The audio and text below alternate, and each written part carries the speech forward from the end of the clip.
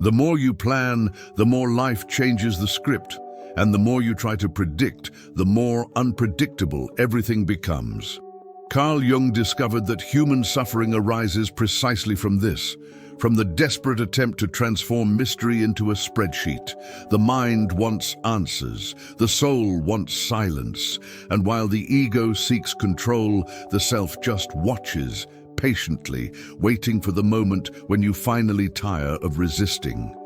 Because it is in this tiredness that something new begins to breathe. You were taught to fear the uncertain, believing that security is synonymous with peace. But what if it's the other way around? What if peace arises precisely when you stop fighting the unpredictable? Maybe life never required a plan from you, just presence. Because everything that is real is born in the space between what you understand and what you don't yet know. And it is there, in that sacred interval, that the invisible works. Uncertainty is not chaos trying to destroy you. It is the self trying to guide you. And when you embrace that, everything shifts into place. Not because life becomes more predictable, but because you finally learn to dance with it. There comes a time when human beings realize they've spent their lives fighting the very nature of reality, that the ego, in its silent arrogance, has tried to tame the mystery. Carl Jung said that modern man suffers because he's lost touch with the invisible, because he's traded living spirituality for spreadsheets, guarantees, and goals. The mind believes security is stability, but security is the opposite of life. Everything alive moves, everything real pulsates in uncertainty. Control is the opposite of flux. It's the defense mechanism of an ego that fears dissolving into the ocean of the self. You call it planning, but it's just fear dressed up as productivity. Life doesn't follow schedules. It responds to surrender. And it's precisely when you relinquish control that something greater, something Jung would call synchronicity, begins to work in your favor. But as long as you insist on mastering the invisible, you'll live exhausted, trying to hold back the wind with your hands. The brutal truth is, control is a comfortable illusion. You've never been in control. You've only convinced yourself of it to keep from going crazy. It's the ego at the wheel of a car that the unconscious drives silently. And what you call a rational decision is more often than not a reflection of an ancient fear you're not even aware of. Jung saw this in all his patients, people who mistook rigidity for strength, predictability for peace, certainty for wisdom. But what is overly controlled ceases to live. True spirituality begins when you stop negotiating with reality and accept chaos as your teacher. Because it is chaos that reveals the truth about who you are without the script. When something goes off plan and the ego crumbles, the self begins to breathe. And it is in this collapse, in this symbolic failure of control, that you discover real power. That of not needing to master what is already guiding you. Look at your own life. How many things have gone wrong and later turned out to be the best thing that could have happened? How many synchronicities have guided you when you were lost? That unlikely encounter, that forced change, that ending that seemed like the end. They were all invitations from uncertainty to realign you with the invisible. But the ego, in its ancestral stubbornness, calls misfortune what is transcendence in disguise. It wants to control even the mystery. It wants to understand before feeling. It wants to be certain before living. But living is accepting not knowing. Carl Jung said that the unconscious is like an ocean, and the ego a small island. The tide always wins, and every time you try to build walls against the movement of life, the sea just waits, because it knows sooner or later you will tire. And fatigue is the first crack through which the soul enters. Control is the shadow's anesthetic. It exists to hide the fear of feeling. Behind the obsession with stability lies the refusal to look within. Control is the ego's mechanism to avoid contact with the self, where true uncertainty resides, and therefore true freedom. But Jung discovered something that changes everything. The ego that tries to hold the world is the same one that prevents the world from holding you. Only when you let go does life hold you back. Only when you stop predicting does destiny begin to surprise you. Perhaps this is what the most mature spirituality teaches, that faith isn't believing everything will work out, it's knowing how to keep going when nothing makes sense. Control is the last addiction to be cured, and when it falls, silence begins. The need for certainty is the ego's invisible armor. It seems to protect, but in reality it suffocates. Carl Jung said that those who need guarantees to live have already died in life, because mystery is the breath of the soul. The ego wants security, the self wants meaning, and between the two arises the conflict that defines every spiritual journey. You want to control tomorrow to escape the present. You want to promise yourself stability so as not to admit that the ground beneath your feet is made of sand. But the paradox is cruel. The more you seek certainty, the more fragile you become, because the weight of certainty is unsustainable. A mind that demands immediate answers kills curiosity, and without curiosity, life repeats itself. This is why Jung stated, "The opposite of faith is not doubt, it is certainty." Certainty is the tomb of lived experience. It is the mechanism by which the ego tries to freeze the flow of spirituality so it doesn't need to transform. Certainty is fear's most refined mask. You cling to ideas, people, jobs, and beliefs, not because you believe in them, but because you fear the emptiness that would come if you let go. The ego wants walls, the self wants space. The ego seeks definitions, the self seeks expansion. And it is in this friction that modern neurosis is born, the inability to tolerate mystery. Jung observed that a mind that closes itself off in dogma loses the plasticity of the soul. It's like a house that doesn't allow renovations, safe, but dead inside. You see it everywhere. People who won't change because it's always been this way, relationships that persist for security, not love, careers chosen out of fear, not purpose. It's the gilded prison of the predictable, and the more certainty promises stability, the more it takes its toll on vitality. It's the shadow's silent pact. I give you control, but you give me the spirit. Authentic spirituality isn't born in temples, it's born in doubt. True spiritual awakening isn't a state of constant enlightenment, it's the ability to endure uncertainty without running away. Carl Jung taught that every mature soul learns to walk between yes and no, the space of creative tension, because that's where transformation resides. Certainty gives you comfort, but discomfort gives you awareness. And what seems like confusion is often growth in disguise. Uncertainty is the soul's laboratory, the place where the self forges new ways of being. But as long as you insist on being right, you won't learn anything. As long as you want to understand everything, you won't feel anything. Spirituality demands that you bow before the mystery, not translate it. The mind wants labels, but the unconscious speaks in symbols, and the symbol never explains itself. It transforms you before you understand. The price of certainty is the loss of the soul. It's the anesthesia of synchronicity. When everything needs to make sense, the miracle falls silent. When you demand guarantees, the invisible stops whispering. Life only speaks to those who still hear the unspeakable. The ego wants answers, but the self wants presence. And until you understand this, you'll continue trying to solve life instead of living it. Certainty is too heavy to be carried by a being born to dance. Doubt, when accepted, becomes movement, and it is movement that keeps the soul alive. Life doesn't reveal itself to the controlled, it surrenders itself to the curious. Perhaps this is why Jung said that only the spirit, that accepts chaos can find meaning. The rest is a carefully organized illusion. There comes a time when the soul decides to shatter everything the ego has built, not out of malice, but out of love. Carl Jung experienced this when his mind, until then rational and impeccably controlled, imploded in visions and dreams that terrified him. He realized what almost no one wants to accept. Collapse is an initiation.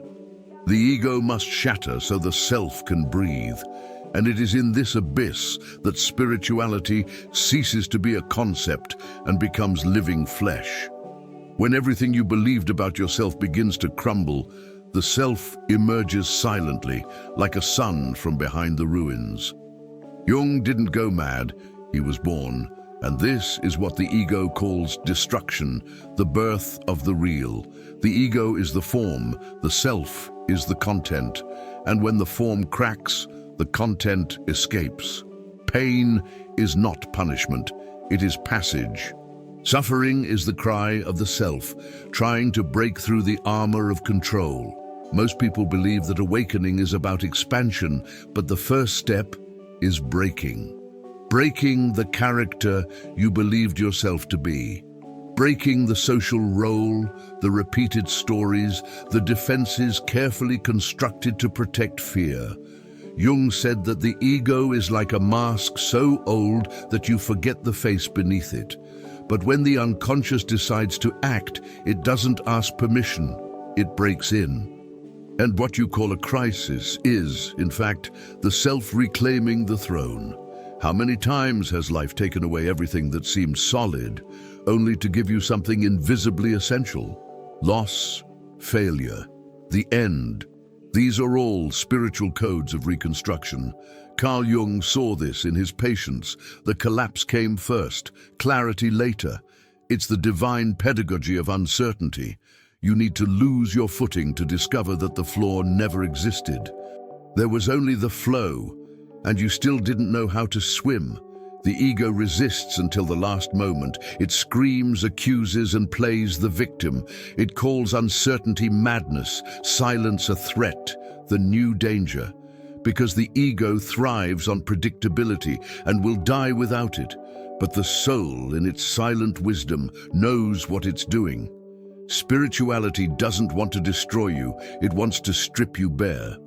It wants to strip away everything that isn't real, everything that is defense, everything that is fear disguised as stability. And when this happens, you feel a deep mourning, because it's painful to let the version of yourself that has survived until now die. But it's only when the ego breaks that the mirror begins to reflect what has always been behind it. The self, the living, vast, and unshakable presence. What emerges from this collapse is not a new persona, it's a new center. And this center doesn't control, it just observes. It doesn't demand, it just trusts. It doesn't rush, it just is. Jung realized that the unconscious is not an enemy, it is a master. That the visions that tormented him were, in fact, symbolic instructions from the soul itself. And what seemed like insanity was merely the language of the self demanding translation. Perhaps your own pain is doing the same now. Perhaps what you call chaos is just the self knocking on the door, demanding entry. When the ego shatters, the world reorganizes itself differently. Synchronicities increase, coincidences become messages, the invisible gains a voice. Because the self, once awakened, begins to guide the game the ego thought it was playing. And this is where collapse becomes a portal. Destruction was the disguise of creation. There comes a moment when life confronts you with a void so profound that the ego tries to fill it with anything. And that's precisely where the self begins to work. Carl Jung said that not knowing is the cradle of transformation, but the ego, desperate for predictability, calls silence punishment. It mistakes pause for loss and confusion for failure. It's in this eagerness for answers that most people get lost. Because what spirituality calls darkness isn't punishment, it's preparation. The unconscious is emptying you of what's false so it can fill you with what's real. But the ego hates space. It needs certainty to feel alive. And that's why so many people prefer known pain to unknown mystery. They want control, even if it slowly kills them. Life, however, only flourishes where there's space. And not knowing is the fertile soil where the self plants the new. The space of not knowing is a psychological territory the ego cannot bear to explore. It seeks shortcuts, ready-made answers, safe formulas. But the unconscious works with symbolic slowness. It doesn't deliver solutions. It reveals meanings. Jung called this sustaining the tension of opposites. It's the art of waiting without running away. Not knowing is that liminal state between what was and what has not yet been born. It's the interval between the last breath of the old and the first breath of the new. It's uncomfortable, yes. You feel as if you've lost the map, as if the ground has opened up beneath your feet. But that's the invitation. Life doesn't want to give you another map. It wants to teach you how to walk without it. Spirituality isn't about deciphering the future. It's about learning to inhabit the now with radical presence. And in that now, the self whispers what the ego could never plan. The logical mind wants to transform the unknown into an equation. But the soul knows that mystery is the very language of reality. Not knowing is the language of the unconscious, and silence is its grammar. Carl Jung observed that the greatest transformations in therapy came not when the patient understood something, but when they finally accepted not understanding. Because it is at this point that the ego gives up and the unconscious takes over. The self begins to operate from within, guiding the being along paths the mind could never conceive. And it is then that synchronicities, signs, and impossible coincidences emerge. Uncertainty ceases to be a threat and becomes an instrument. Emptiness ceases to be a lack and becomes a presence. And the silence that once frightened becomes a listening ground. Not knowing is the altar where spirituality finds maturity, where the being finally learns to trust without proof. But it takes courage to sustain the space of not knowing without filling it with illusions. It's easy to turn spirituality into escape, silence into distraction, doubt into self-deception. The real work is to remain in the discomfort without trying to decipher it. It's allowing the self to create within you a new structure that the ego doesn't yet recognize. Jung said this process was like gestating a soul. There's pain, there's confusion, there's disorientation, but there's also gestation. And every birth is, first and foremost, a long period of darkness. It's at this point that the unconscious becomes a psychic womb. Not knowing is the womb of transcendence, and it's only when you stop running from the void that it becomes a path. The ego calls the unknown a threat, but for the self, it's an oracle. Carl Jung said the unconscious doesn't speak with words, but with events, and the secret name for this is synchronicity. It's the universe dialoguing with you in symbolic code. But the ego, addicted to explanations, loses the music while analyzing the notes. Spirituality begins when you realize the unknown isn't a black hole, it's a mirror. Everything it reflects is what you haven't yet dared to see within yourself. Fear of the uncertain is, in fact, fear of finding yourself. Because the unknown is the self projected onto the landscape of life, inviting you to connect with your own soul. Uncertainty is the language existence uses to re-educate you. And as long as you run away from it, you'll continue repeating the same plots, thinking you're evolving, when in reality you're just memorizing the ego's script. There's an intelligence moving behind the chaos, but the ego lacks the sensitivity to perceive it. It craves formulas, guarantees, and results, but the self operates at a different pace. The pace of transcendence, where everything seems random, but nothing is by chance. Jung saw this in the impossible coincidences that recurred at decisive moments in his patients' lives. When the mind gives up control, reality begins to converse. And this conversation is precise, almost mathematical. You think of someone, and they call. You miss a flight and find the opportunity you've been waiting for years. You face a breakup and discover a version of yourself that would never have been born in your comfort zone. This isn't luck, it's alignment. Synchronicity is living proof that spirituality isn't a belief. It's a science of the soul. The invisible has its own logic, but it only reveals its geometry to those who accept walking without a map. The unknown is the world's oldest teacher. It teaches through loss of control, through shock, through the unexpected. And that's why the ego hates it. Because the ego thrives on predictability, and the unexpected is its symbolic death. But Jung understood that the unconscious has a pedagogical genius. It creates the right discomfort for the right expansion. It disorganizes only what needs to collapse. And when chaos arrives, it's because the soul has already decided to change shape. That's what you feel when everything seems to go wrong. It's not the end, it's the self redesigning the path. Spirituality doesn't promise you an absence of pain. It offers you a new kind of vision, one that sees purpose in collapse. It's the gaze that perceives the golden thread between what seemed random, and this thread is the invisible bridge between you and the unknown. Whoever follows it doesn't get lost. They find themselves again. But there's a price to pay for accessing this wisdom: vulnerability. You must accept uncertainty as an ally. You must stop fearing what you don't understand and learn to kneel before the mystery. Jung said that a mature soul is one that no longer seeks to control destiny, but to cooperate with it. This is transcendence, the fusion of surrender and intelligence.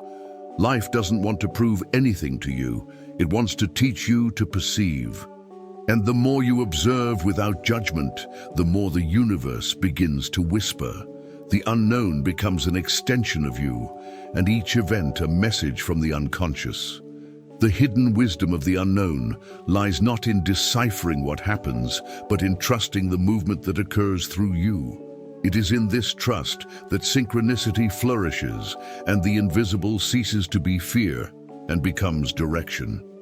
Every need for control stems from the fear of looking at what's hidden. Carl Jung said that the ego creates certainties to avoid having to face the abyss of its own unconscious. What we call the need for security is actually the shadow begging to be acknowledged. When you demand guarantees from the world, it's because you doubt your own ability to handle the unpredictable. Fear of the unknown is a reflection of self-fear. Those who want to have everything under control don't trust life because they don't trust their own soul. Spirituality shows that uncertainty isn't a mistake of the universe. It's the perfect mirror where the ego sees itself stripped of illusions. And what frightens it isn't the void, it's the reflection. It's realizing that control is a desperate attempt to hide the fragility it swore it didn't have. But fragility is the portal to transcendence. It's the exact point where the self begins to breathe. The shadow is everything the ego has rejected in the name of a semblance of strength. It's repressed anger, denied desire, sadness disguised as maturity. It's the part of you that doesn't fit within social masks. Jung asserted that the soul heals not through denial, but through integration. And integration is different from elimination.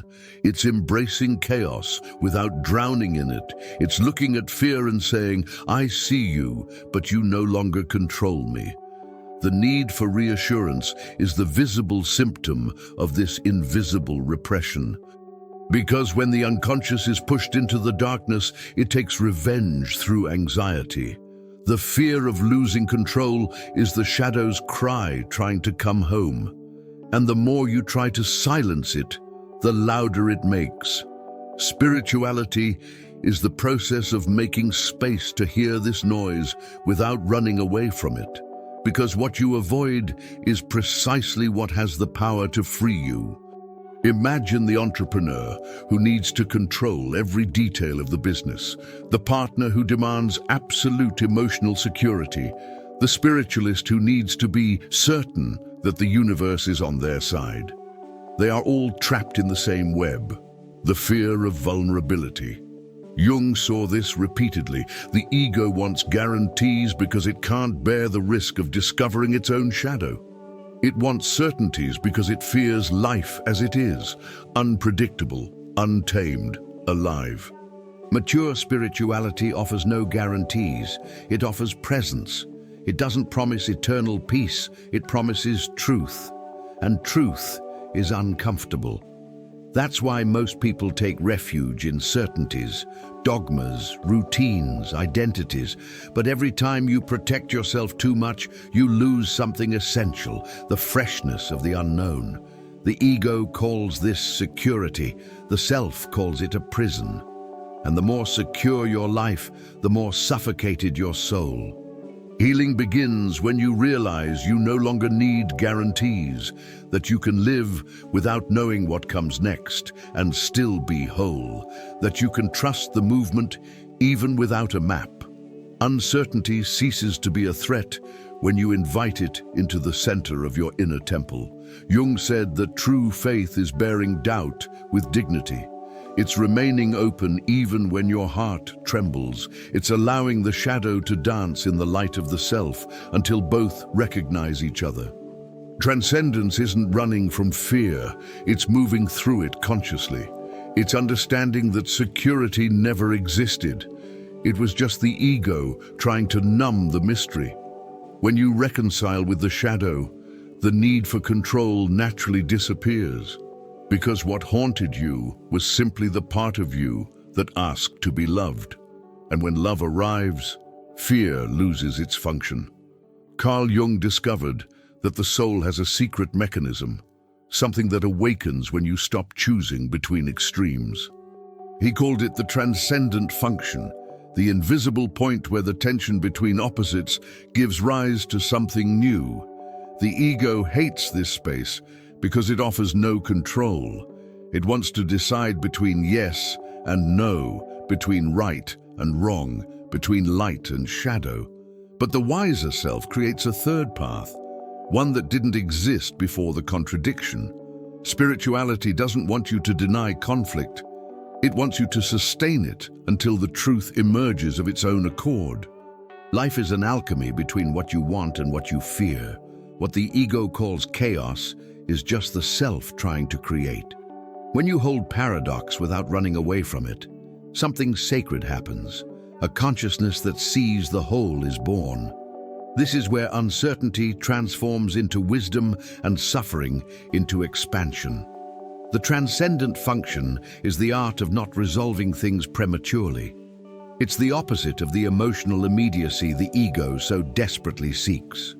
When something within you wants to decide immediately, it's a sign of fear, the fear of uncertainty. But the mature soul knows how to wait. Jung said that the unconscious needs time to reorganize the psyche's symbolic material. It's like a seed in the dark. The process is not visible, but it is real. Sustaining the paradox is sustaining life. Because all transformation is born from a friction between opposing forces. The ego wants to escape conflict, the self wants to integrate it. And when you finally stop fighting the opposite, you realize that the enemy was just a part of you begging for inclusion. Transcendence happens when you realize that you can feel fear and still continue, that you can be in doubt and still walk, that you can lose yourself and in the midst of it find yourself. This is the alchemy that transforms pain into consciousness. Jung said the unconscious is like a divine laboratory, and the transcendent function is the fire that fuels the process. Pain is not punishment, it is the heat needed to fuse the inner metals. Ego and shadow, light and fear, control and chaos. Spirituality at this point ceases to be consolation and becomes work. True self-knowledge is not about eliminating conflict, but about learning to endure it without collapsing. This is why the greatest leaps in consciousness happen amid contradiction. You want peace, but feel anger. You want love, but fear loss. You want freedom, but fear emptiness. The rational mind wants to resolve this in pre-established phrases, but the unconscious knows healing lies in the in-between. The self flourishes when the ego finally accepts not being the judge, but the apprentice of its own complexity. The transcendent function is the bridge between the human and the divine within you. It's the point where duality dissolves and paradox becomes melody. Jung realized that when you experience conflict consciously, something within you begins to create symbols. Dreams, synchronicities, intuitions, all are manifestations of this inner birth. Transcendence is not an escape from pain. It is its integration as part of a dance. The third path is not a middle ground. It is overcoming. It is the birth of a consciousness that does not need to choose between control and surrender. It knows how to dance with both. And when this dance happens, uncertainty ceases to be an obstacle. It becomes the rhythm of the soul. The ego stops asking for guarantees and begins to bow before the beauty of what is. It is the beginning of a new life, not through denial, but through fusion. There comes a moment when control grows weary, and the soul decides to return to dancing with the invisible. Carl Jung said that true spirituality begins when the ego lets go of the steering wheel and the self takes over the rhythm. Life never wanted you to predict the steps, only to feel the beat. Uncertainty, once feared, now reveals itself as the melody of existence. When you stop fighting the mystery, you begin to realize what it always wanted to show you. The world is not a problem to be solved, it is a choreography to be inhabited. But the ego is a clumsy dancer. It wants to know the next move before feeling the current one. It wants security on a stage made of fog. And that's why it suffers, because it tries to reason about something that can only be experienced. Jung saw human suffering as spiritual rigidity, the inability to allow life to surprise us. Synchronicity doesn't happen in control, it happens in rhythm. Mystery only dances with those who stop counting the steps. Spirituality, at its core, doesn't want you to understand the universe, it wants you to feel it. The mind tries to dissect the divine, but the self merely contemplates it. And it is in this silent gaze that transcendence occurs. Returning to the dance with the mystery is the point at which you stop seeking guarantees and begin to realize that you are already being guided. It's the moment you understand that you no longer need to believe in anything because you are seeing the signs. They were always there, but the ego, preoccupied with the fear of making mistakes, never noticed them. Coincidences become answers, the improbable becomes a path, the uncertain becomes home. Carl Jung said that the mature soul is one that has learned to trust the movement without knowing the destination. This is dance, a dialogue between surrender and intuition. You don't command the music, but let yourself be moved by it. And the more fluidity there is in your steps, the more the universe aligns with your rhythm. Living in sync with mystery is the antidote to the soul's rigidity. The ego seeks security, but the self seeks meaning. And meaning isn't found, it's perceived. Life isn't a chessboard with fixed rules, it's a sacred improvisation. Uncertainty, when embraced, becomes lightness. It's the awareness that you were never the conductor of the symphony, only the instrument. And when the sound passes through you, something divine happens. Fear transforms into trust. Jung called this reconciliation with the unconscious, the moment when you stop trying to decipher the symbols and begin to be one of them. This is true transcendence, not running away from chaos, but dancing with it. Mystery is the soul's most faithful partner. It guides, challenges, spins, and disarms. And those who learn to move with it never need certainties again, because they discover that the flow is, in itself, the answer. There is a kind of silence that is not the absence of sound, but the presence of reality. Carl Jung said that the soul only begins to speak when the ego falls silent. The problem is that most people confuse noise with life. We are addicted to noise, notifications, opinions, plans, fears, disguised as productivity. The ego makes so much noise trying to maintain control that it no longer hears the self, which speaks softly. Spirituality, in its most mature form, is the art of listening to what has no voice. And it is in this silence that the invisible begins to reveal itself, not as an answer, but as presence. Silence is the womb of perception, the field where synchronicity germinates. It is in this silence that things align effortlessly, where the unconscious organizes chaos. The noisy mind wants to interfere, but the soul knows. Silence is active. It is working for you when you seem still. What the ego calls emptiness is, in fact, the self preparing the ground for the new to blossom. Uncertainty, when sustained in silence, ceases to be a threat and becomes a guide. Jung said that the unconscious reveals itself not to those who ask too much, but to those who observe. And observing is different from thinking. Thinking is the ego trying to translate the mystery. Observing is the self breathing with it. Silence is the language of the invisible, and when you learn it, you begin to realize how much life has always tried to communicate things to you that you were too busy to notice. The signs, the dreams, the repetitions, all of this was the unconscious asking for dialogue. But the ego, eager for immediate answers, has no patience for the soul's time. It wants to decipher before feeling. It wants to control the symbol before being transformed by it. And that is why silence is so unbearable. In it, the ego loses its leadership. It is forced to watch the self take over. And when this happens, spirituality ceases to be a search and becomes recognition. It is in silence that transcendence occurs, not in speeches, not in certainties, but in the pause between one thought and another. It is there that the self and the unconscious meet and converse in symbolic language. Silence is the mirror where the invisible reveals itself. It brings no guarantees, but it does provide direction. It doesn't resolve, but it reveals. And what it reveals isn't the future. It's you. Carl Jung said that every process of individuation goes through a silent night of the soul, in which the ego must die so that the self can be born. It's the same process the universe uses to create stars. Collapse before light. When you endure silence without trying to fill it, you discover it was never empty.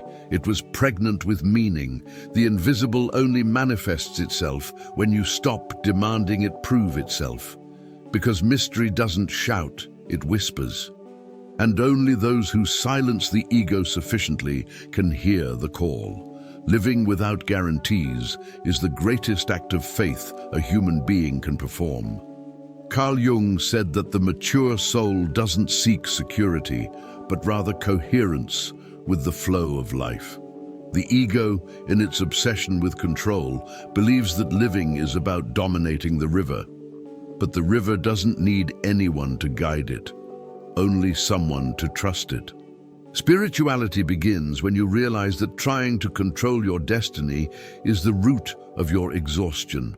Life never asked to be understood, it asked to be accompanied. Uncertainty is the invisible current that carries you exactly where you resisted going.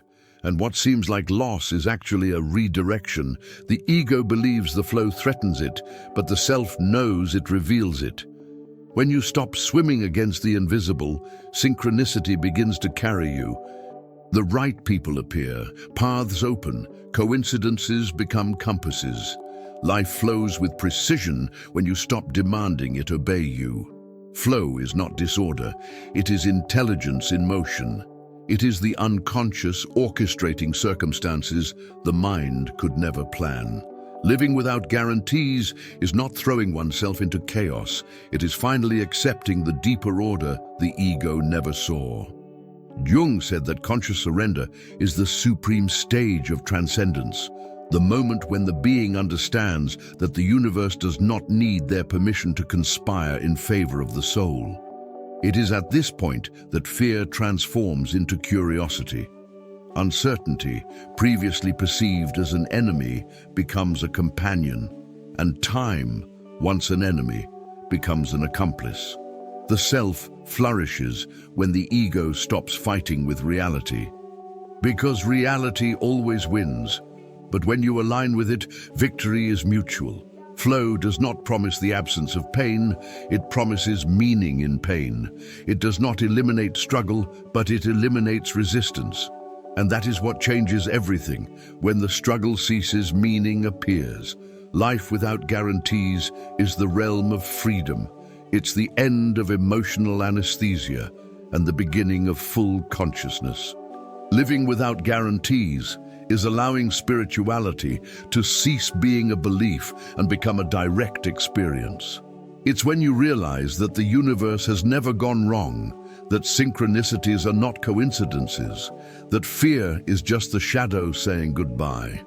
The ego wants certainty. The self wants presence. The ego wants to control tomorrow. The soul wants to be alive now.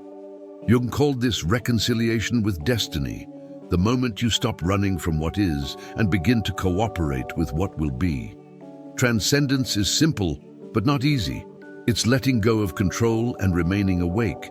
It's trusting that life knows what it's doing, even when you don't understand anything.